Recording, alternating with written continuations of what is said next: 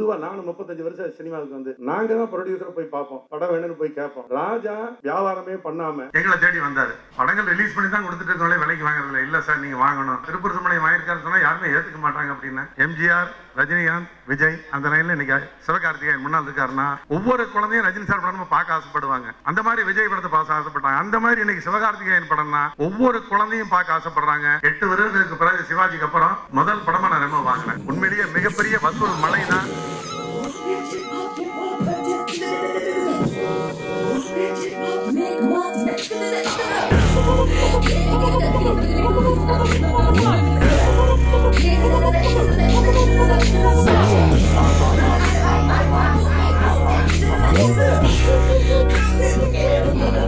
மிகவும் மகிழ்ச்சியா இருக்கு. இந்த வெற்றிக்கு நாயகன் சிவகார்த்திகேயன் தான் முதல் காரணம். அவருக்கு உங்கள் அனைவரும் சார்பாகவும் எனது மனமார்ந்த நன்றியை தெரிவித்துக் கொள்கிறேன். அப்புறம் இந்த படத்தினுடைய டீம், எங்களுடைய மரியாதைக்குரிய ஒளிப்பதிவாளர் திரு பி சி ஸ்ரீராமன் சார், அவருடைய ஒளிப்பதிவுன்னு சொன்ன உடனே ஜனங்க மத்தியில் எந்த அளவுக்கு வரவேற்பு இருக்குங்கிறத தியேட்டரில் பி சி ஸ்ரீராமன் சாருடைய டைட்டில் கார்டு போட்ட உடனே அதில் வந்த கைதட்டை நீங்கள் பார்க்கலாம். அந்த அளவுக்கு ஜனங்க மத்தியில் ஸ்ரீராம் சாருடைய ஒளிப்பதிவுக்கு ஒரு பெரிய பேர் இருக்கு. அப்புறம் தம்பி அனிருத் எல்லா படங்களுக்கும் சிவகார்த்திகேயனுடைய வெற்றிக்கு கொடுத்துட்டு இருக்காரு. இந்த படத்திலையும் அவருடைய மிக அற்புதமான பாடல்கள் மூலமாக கலந்திருக்கிறாரு. அப்புறம் உலக அளவில் புகழ்பெற்ற திரு ரசூல் புகுட்டி சார், அவருடைய பணி இந்த படத்தில் வந்து மிக சிறப்பாக இருந்தது. அப்புறம் வெற்றி கதாநாயகி, தமிழ் சினிமாவில் ஒரு காலகட்டத்தில் ஒரு கதாநாயகி வெற்றி கதாநாயகி இருந்துட்டு இருப்பாங்க. இப்போ வரக்கூடிய காலகட்டங்களில் கீர்த்தி படங்கள் தொடர்ச்சியாக வெற்றி வரக்கூடிய அளவுக்கு அவருடைய எல்லாருடைய கமிட்மெண்ட் இருந்துட்டு இருக்கு. வந்த படங்கள் இரண்டுமே மிகப்பெரிய வெற்றி அடைந்ததுனால மீண்டும் மீண்டும் அவர் வெற்றி பயணம் தொடரும் என்று நம்புகிறேன். அவருக்கும் வாழ்த்துக்கள். அப்புறம் படத்தில் மிக முக்கியமான பங்கெடுத்த எங்கள் டைரக்டர் கே ரவிக்குமார் சார், ஏன்னா மற்றவங்க யார் சொன்னாலும் நாங்கள் வந்து அவரில் எங்கள் ஒருத்தர் இத்தனை வருஷமாக அவரோட நாங்கள் பயணிச்சுட்டு இருக்கிறோம். அவங்க அப்புறம் சரண்யா பொன்வண்ணன், அவங்க வந்து அடிக்கடி நான் சொல்லுவேன், நீங்கள் படத்தில் இருந்தாலே வெற்றின்னு சொல்லுவாங்கம்மா, அதனால உங்களுக்கு ஒரு சென்டிமெண்ட்டான சக்ஸஸ்ஃபுல் தாய் அப்படிங்கிற ஒரு இது இருக்குது. அந்த வகையில் நல்லபடியாக நீங்கள் பண்ணியிருக்கீங்க. அப்புறம் சதீஷ், அப்புறம் ஏனைய தொழில்நுட்ப கலைஞர்கள் எல்லோருக்கும் என்னுடைய மனமார்ந்த வாழ்த்துக்களும் பாராட்டுகளும். நான் ஒருத்தரையும் தனித்தனியாக சொல்ல காட்டலாம். மிக பிரம்மாண்டமான ஒரு படத்தை இத்தனை பேர் வெற்றிக்கு காரணம் இருந்தால் கூட இந்த படத்தை வந்து பொதுமக்களிடம் கொண்டு செல்வதற்கு ஒரு ப்ரொடியூசர், அந்த ப்ரொடியூசர் அவருடைய முதல் படம், அந்த முதல் படத்தை ஆரம்பித்து படம் முடிய வரைக்கும் வியாபாரமே பண்ணாமல், பொதுவாக நானும் 35 வருஷம் சினிமாவுக்கு வந்து ஏறக்குறைய 630 படம் நான் ரிலீஸ் பண்ணியிருக்கேன். இது வந்து ஒரு பெரிய வெயிட் தமிழ் சினிமாவில். அப்படி இருக்கிற நானே சிவாஜி படத்துக்கு அப்புறம் படம் வாங்குறதை நிறுத்திட்டேன். கடைசியாக நாங்கள் ரிலீஸ் பண்ண படம் சிவாஜி தான். அது வரைக்கும் எல்லா பண்டிகைக்கும் படம் ரிலீஸ் பண்ணிகிட்டு இருந்தோம். சிவாஜிக்கு அப்புறம் இல்லை தமிழ் சினிமா வேறு லெவலுக்கு போயிடுச்சு, அதனால் நம்ம வந்து நீ கொஞ்சம் வியாபாரத்தை குறைச்சிட்டு வயசும் ஆகிடுச்சு ரெஸ்ட் எடுப்போம் அப்படின்னு ஒதுங்கி இருந்தேன். ராஜா அதை எப்படி கண்டுபிடிச்சிட்டு நாங்கள் வியாபாரம் பண்ண எல்லா காலத்துலேயும் நாங்கள் தான் ப்ரொடியூசரை போய் பார்ப்போம், படம் வேணும்னு போய் கேட்போம். ஆனால் இந்த படத்தில் ஒரு வித்தியாசமான அனுபவம், ராஜா எங்களை தேடி வந்தார். அதே இந்த படத்துக்கு ஒரு வெற்றிக்கு ஒரு மிகப்பெரிய என்னன்னா, எந்த விதமான ஈகோவும் இல்லாமல் நம்ம போய் நம்ம படத்தை வேலை சொல்கிறோம்ல அப்படின்னு இல்லாமல் அவர் தேடி வந்து, சார் இந்த படத்தை நீங்கள் தான் வாங்கணும் அப்படின்னாரு. இல்லை ராஜா, நான் படம் வாங்கி ரொம்ப வருஷம் ஆச்சு, நான் வாங்குறதில்ல, படங்கள் ரிலீஸ் பண்ணி தான் கொடுத்துட்டு இருக்கோம்ல, விலைக்கு வாங்குறதில்ல. இல்லை சார் நீங்கள் வாங்கணும், நீ விலைன்னு சொன்னால் கூட ஒருத்தர் நம்ப மாட்டாங்கப்பா, திருப்பூர் சுமணியம் வாங்கியிருக்காருன்னு சொன்னால் யாருமே ஏற்றுக்க மாட்டாங்க அப்படின்னு. இல்லை சார் நீங்கள் வாங்குங்க, தைரியமாக இந்த படத்தை பண்ணுங்க, முதல் பிள்ளையார் சிலை உங்கள் மூலமாக தான் ஆரம்பிக்கணும்னு ஆசைப்பட்றேன், அதனால் நீங்கள் வந்து கண்டிப்பாக இந்த படத்தை வாங்கணும், ஏன்னா உங்கள் மாதிரி இருக்கிற செலக்டட் டிஸ்ட்ரிபியூட்டரை நான் தமிழ்நாட்டை தேர்ந்தெடுக்க போகிறேன், இந்த படத்தை கொடுக்க போகிறேன் அவங்கள பொறுத்தளவில் எல்லா வகையிலையும் ஆடியன்ஸுக்கு கரெக்டாக கொண்டு போய் சேர்த்தாங்க, நான் நம்புகிறேன் அப்படின்னு சொல்லி வந்தார். ஸோ என்னுடைய அந்த வைராக்கியத்தை கூட உடைச்சிட்டு 8 வருடங்களுக்கு பிறகு சிவாஜிக்கு அப்புறம் முதல் படமாக நான் ரொம்ப வாங்கினேன்.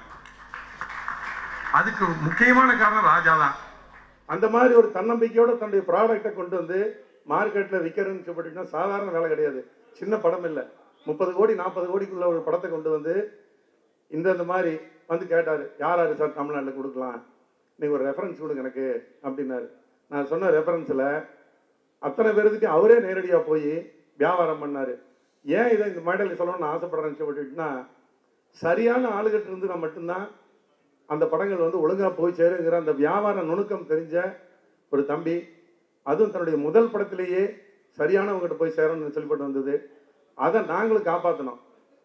நாங்கள் இங்கே இருக்கிற மேடையில் இருக்கிற எல்லாருமே இந்த படத்தை விலைக்கு வாங்கினா கூட நாங்கள் வந்து மினிமம் கேரண்டி முன்னாடி தான் அந்த படத்தை வாங்கினோம். ஆனால் தியேட்டரில் ஒரு தியேட்டரும் கூட மினிமம் கேரண்டியில் நாங்கள் படம் திரையிடலை. அத்தனை தியேட்டர்லையும் பர்சன்டேஜ் தான் படம் போட்டோம். ஏன் அந்த வார்த்தையை சொல்கிறேன்னு சொல்லிட்டுனா, திரையரங்கு உரிமையாளர்களுக்கு ரிஸ்க் இல்லாமல் இருந்துன்னு சொல்லிட்டுனா, அவங்க அந்த படத்தை பொறுத்தளவில் நியாயமான விலையில் டிக்கெட் விற்கிறாங்க.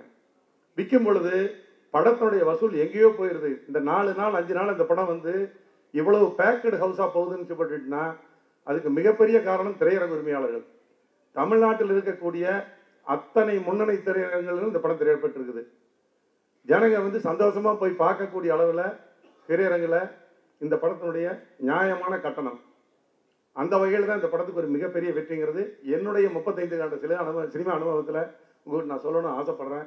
இந்த நிலை தொடரணும். அந்த நிலையை ஆரம்பித்து வச்ச சிவகார்த்திகேயனுக்கு எனக்கு மனமார்ந்த நன்றி. ஏன்னா இன்னைக்கு குடும்பத்தோட எந்த ஒரு நடிகருடைய வெற்றியுமே வந்துச்சுன்னா குடும்பத்தோட திரையரங்குக்கு வந்து பார்த்துனா மட்டும்தான் அந்த நடிகருடைய வெற்றி உச்சத்துக்கு போகும். அதில் வந்து நான் ஒரு சின்ன ஆர்டர் ஆரம்பத்திலிருந்து பார்த்தீங்கன்னா, தியாகராஜ பகதூர் பிஎஸ்ன்னு பிறந்தாங்க.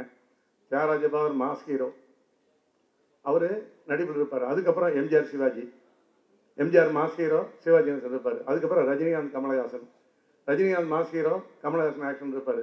அதுக்கப்புறம் விஜய் அஜித், விஜய் மாஸ் ஹீரோ, அவர் அப்படி இருந்தார். இன்னைக்கு சிவகார்த்திகேயன் இந்த பக்கம் ஒருத்தர்.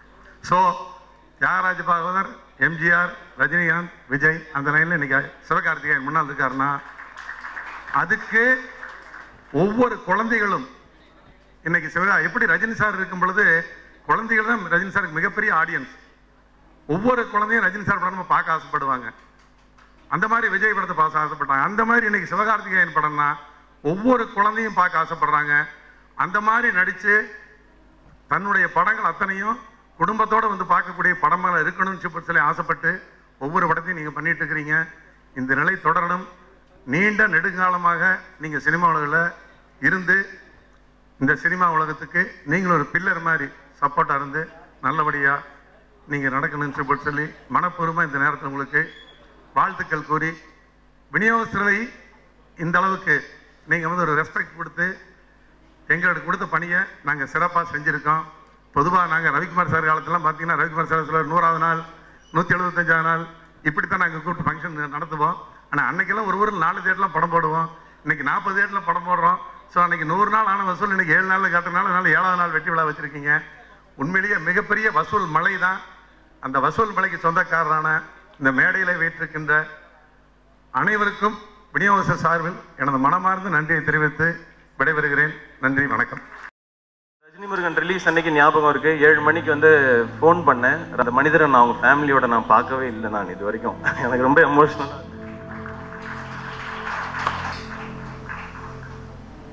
கொடுங்க, இது ஆடுக்கு நல்லா இருக்கும், இது நல்லா இருக்கும், இது நல்லா இருக்கும்னு கெஞ்சிக்கிட்டே இருப்பாருங்க அந்த மனுஷன். இல்லை வாசல்லே நிப்பாட்டிருக்காங்க அவரை.